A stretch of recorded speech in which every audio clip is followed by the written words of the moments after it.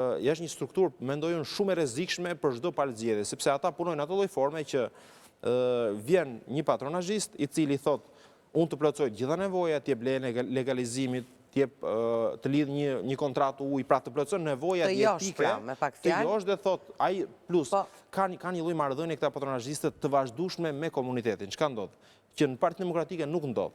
Në çdo parti ka patronazhist tani Alvar. Nuk, shiko, ka një gjë. Patronazhimi, tjetër gjë se dikush është më i fuqishëm se dikush tjetër pastaj. Patronazhimi i votës, i cili ndodh, më kë voton Ola, më kë voton Fredi, më kë votoj unë, është normal, pra secili punon me lista. Jo, nuk funksionon kështu. Është dikush i cili është punonjës kadastër. Ati i jepet një punonjës si shteti domethënë, i administratës shtetërore. Jo, kjo është e gabuar fatikisht. Jo, ma le të mbaroj. Ky person i cili ka 30 familje në patronazhim, ky do të kujdeset për këto, për gjithë, për 4 vjet, për 5 vjet, kujdeset për nevojat që kanë këto familje. Pra është në pranit komunitetit ky njeri. I plotëson ato nevoje që këta njerëz nuk i marrin në rrugë zyrtare, në rrugë përmjet institucioneve, i merr patronazhisti. Ta zgjidh unë thotë, ditën e votimit ai kërkon aty që në oron 7. Kjo është ajo që shteti vihet në shërbim të partisë. Pra ndryshe institucionet të veprojnë në formë demokratike të shërbenin të gjithëve një lloj, ç'a bën? E detyron dhe demokratin dhe socialistin dhe atë pa parti dhe atë të cilit mendojnë ndryshe. Pra hallin e tij personal që e ka jetik, ky njeri të nënshtrohet dhe të pranojë që votë të japë patronazh. Arsyeja që e kundërshtoj është vetëm për vetë faktin, sepse neve në 2013 kemi marrë një situatë nga ana legalizimeve, pra nga ana kadastrës shtetërore, pas reformimit, sepse ka qenë legalizimit, ka pasur nga 1990, po flasim, që kemi bërë shtet demokratik, dhe deri në vitin 2013, në rang kombëtar, kanë qenë rreth 21.000 legalizime të kryera nga gjithë qeveritë. Po flasim me socialiste edhe 8 vite demokratike. Ky ishte një shembull i një institucioni. Nga 2013 që flasim, deri në raportin e fundit të 2024-s janë mbi 243.000 legalizime, pra 243.000 prona janë të certifikuara procesin. E di në 12 s'ka mbaruar. Ta mbaroj se unë nuk të ndërpreva. Do të thonë 240.000 dhe në rast se juve do thoni që ne e bëjmë këtë gjë vetëm për fushat, kjo është e gabuar, sepse nëse unë do të kem patronazhim me anën e legalizimit është e gabuar, sepse nga 240.000 unë do rria në shtëpi dhe nuk do punoj. Ky patronazhisti qëndron aty 4 vite me radhë afër këtij komuniteti të cilit në fund i kërkon votën dhe e kërkon në 7 mëngjesit aty. Si një shpërblim për punën që ai ka bërë në gjithë këtë kemi votat vetëm nga administrata publike, se jemi shumë të punësuar në administratën publike edhe raporti OSBE-Dirit e ka evidentuar administratën shtetërore të ishte aktive në këto zgjedhje apo pabarazin në garë. Kjo është arsyeja sepse ata do humbin çdo palë zgjedhje, sidomos forca e Partisë Demokratike. Kjo është arsyeja. Ja po ju them vetëm një fakt shumë të vetëm. Ky lloj patronazhimi që ju thoni, patronazhimi nuk bëhet vetëm për antar të Partisë Socialiste. Bëhet për çdo. Partia Socialiste ka 100.000 antar dhe nga 100.000 antar, 100.000 antar secili ka reklamimet e veta në lidhje me pakanësitë e veta apo në lidhje për zgjidhje një problematike. Struktura politike funksionon e plot. Për shembull, unë jam antar i Këshillit Bashkiak. Dhe antari i Këshillit Bashkiak kanë një zonë mbulimi. Më falni një minutë.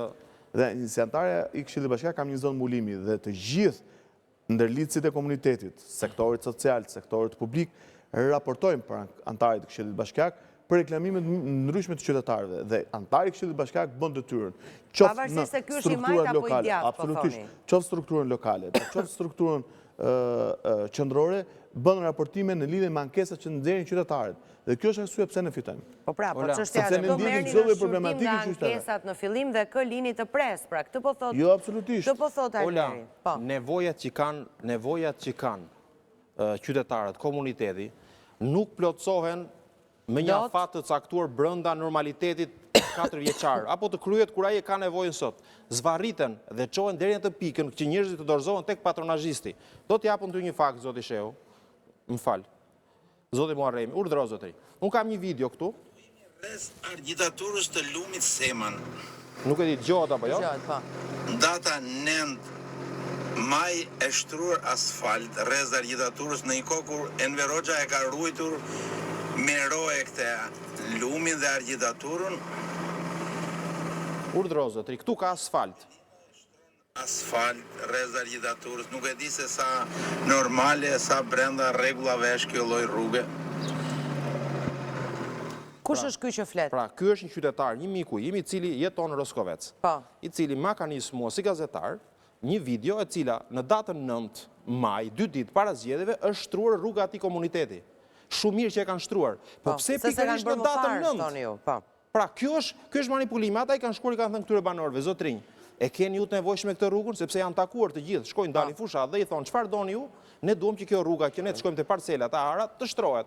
Pikërisht këtë gjë bën patronazhisti zotrinj. Si? Nuk ke një gjykim të saktë prova, sepse e kam këtu më videon, e kam dhe asfaltin këtu që kanë hedhur asfalt. E kanë shtruar rrugën e lagjes time, e kanë shtruar një javë para zgjedhjeve. Ka një urdhër nga investimet publike, qoftë lokale, po qoftë qendrore. Që nga janari nuk bëhet asnjë lloj prokurimi. Ai mund të jetë një prokurim. Edhe këto janë shmangur, se kemi çuar neve një vendim i marrë më herët dhe ka hyrë në fuqi në datë 9. Si mund të shtrohet rruga asfalti në datën 9? Ai mund të ketë marrë një vendim për investim në atë rrugë, mund të ketë marrë në tetor, është bërë procedura prokurimi, të shpallë fituesi dhe më pas fituesi ka gjykuar që koha tjetër në datën 9. Po të shpeshta. Edhe falja i gjobave për kohë. Po i bën njerëzit budallëj, kaq shumë. Po puno tani 3 muaj fushat zgjedhore, po janë budallëj. Njerëzit nuk do marrin shërbime. Nuk do bën budalla, do bën nevojtar, zotëri. Të heqim shërbime shëndetësore, thotë zotëria. Të heqim shërbimin infrastrukturore, të heqim drejtimin, të heqim pagesën e taksave se nuk punon shteti. Nuk i bën në kohë, shkoni i bën në datën 9. I bën në datën 10. Po një rrugë pasimit për datën 9 neve dhe ka sjellur ndikim shumë të madh në elektorat. Ore, ti do të merre mund tani qark për qark apo do të merre edhe me emrat përveç? Po zotëri, ti do ato rrugën, unë të nxjerr raportin e 2021 dhe 2023-shit, edhe 2025-s të nxjerr raportin se po ai aq numër vota, sa është marrë 2021, 2013, 2017, 2025, është marrë edhe me rrugë edhe pa rrugë. Këtë gjë që ka bërë sot, që ka bërë zonja Balluku në qarkun e Fierit, është bërë në çdo qark. E ka bërë të gjithë bandat, e ka bërë gjithë grupet kriminale. Po kjo është e faktuar, sepse të thuar që këto zgjedhje u diktuan nga bandat kriminale, mendoj që është një deklarim shumë i fortë, i cili duhet të pasohet me disa fakte konkrete që ta vërtetojnë deklarimin. Partia Demokratike ka mëkatet e veta, por abuzimi, vjedhja e zgjedhjeve është një anë që ka ndodhur. Çfarë vjedhje më fort?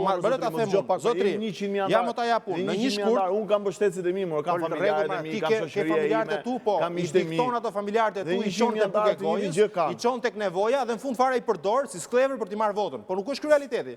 Ola do të jap një fakt. Në një shkurt, vjen dosja. Po ne rritemi çdo vit më. Po le të rritem, ore Partia Demokratike le të rritet sa herë, po e vërteta është absolute. Madje nuk janë përveçësi PD-s. Unë jam opozitar i kësaj qeverie, po jo përfaqësues i PD-s. Nuk kam dalë të mbroj PD-n. PD-ja ka mëkatet e veta. Unë po të jap argumente, unë jam këtu për trafikant për Ballti. Si? Për përballë kë ke trafikant për Ballti. Zotri, nuk je ti që ke bërë vota më. Ti ke bërë punën tënde, ai sa ke pas. Antarët më zotri. Ti ke 100 antarët më të nderuar. Çfarë nuk ke bërë ti? Në institucionin që drejton ti, ti mund ta kesh përdorur në funksion të zgjedhjeve. Dhe jam i bindur që e ke bërë. Në funksionin tim. Në funksion të zgjedhjeve. Ne më të lutem bëj një deklarim, më të lutem me pres pakun me spakun në krimet e rënda i pres me. Më lë të jap një argument. Me dyert hapura. Telefoni im është ky, nuk është ndruar në një. Në një shkurt Ola vjen dosja e troplinëve, vjen dosja vjen nga Italia. Deri në 9 mars përgatitet. Pra, dosja që vjen për... Po janë veprime hetimore, procedura hetimore... Male pra të mbaroj. Kjo historia e Durrësit. E Durrësit.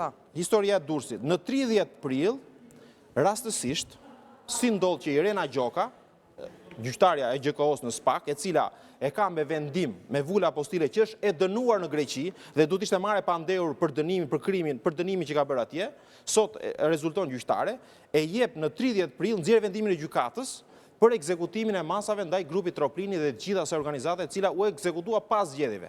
Nuk është rastësore, po pra, në një shkurt erdhi dosja, në 9 mars u përgatit, në 30 doli, në 30 prill doli vendimi gjykatës që duhet ekzekutohet. Se nuk u ekzekutua në 1 maj, se nuk u ekzekutua në 2 maj.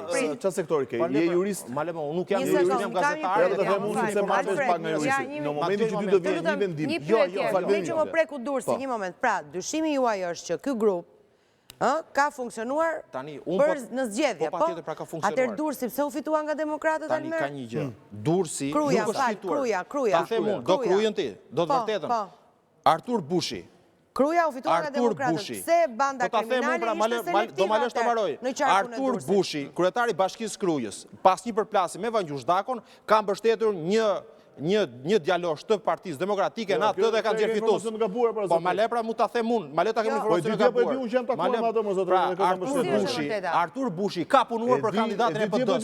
Si ka punuar për atë atje. Edhe si Artur Bushi ka punuar për të tjerë. Përplasja brenda PS-s, solli atë. Ndërkohë, nuk është rastësi që Arkend Balla ka 20.000 vota, zotri. Nuk është Arkend Balla në Durrës, nuk është rastësi.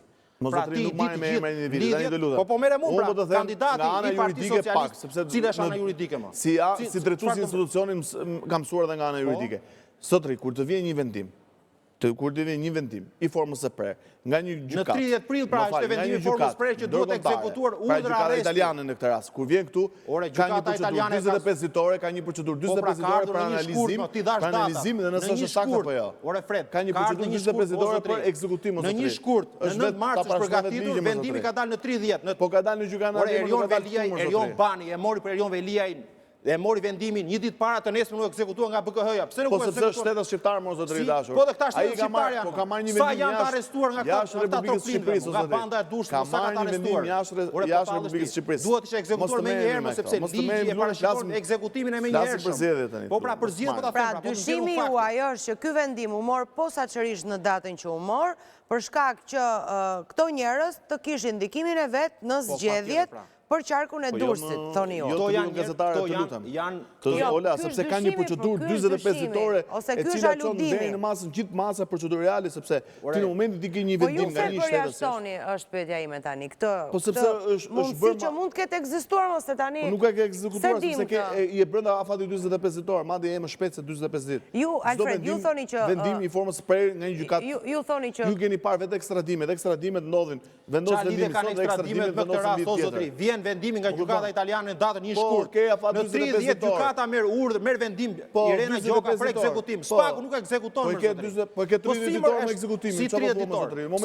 Pse për Erion Velie nuk ekzekutua direkt, për këta nuk ekzekutohet. Ke një procedurë 30 ditore të ekzekutimit. Erion Bani e firmosi në 9 shkurt në 10 procedurë 30 ditore në kërkim dhe për të ekzekutuar. 30 ditore mund të jetë afati, por këta e bën qëllimisht pas zgjedhjeve në mënyrë që këta njerëzit të largoheshin sepse dhanë kontribut në zgjedhje. Edhe na dhanë neve fitoren. Ata e dhanë punën e tyre. E dhanë pra sepse të del Arken Balla i lidhur me grupin Troplini zotri. Ne na dha puna. Po, puna duke për legalizimet 21.000. Ti je në minorancë, je shumë i vogël për të pasur një pushtet të madh në tryezën e madhe të Partisë Socialiste. Je i kontributor, por ata që vendosin fatet e mëdhenj janë ata që janë lubinj e kontrollit të parave dhe korrupsionit. Tani ju, Almer, ju po thoni që edhe strukturat e drejtësisë ka pasur ndryshime rëndësore në këtë vend. Një moment, ju po thoni që dhe strukturat e drejtësisë janë të implikuara në kapjen e zgjedhjeve? Unë kam dyshime të forta që Altin Dumani nuk po e kryen detyrën siç duhet dhe mendoj